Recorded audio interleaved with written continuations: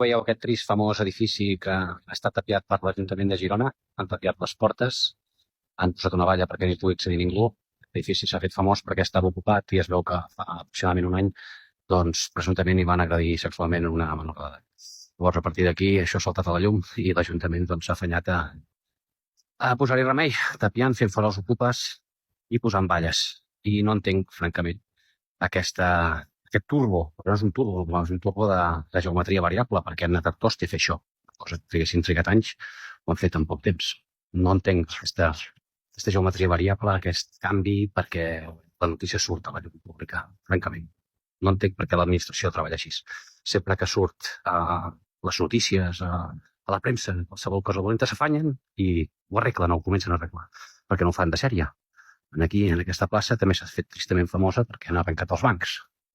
En fi, què dir, tots els containers estan així. Una pudor, tot això,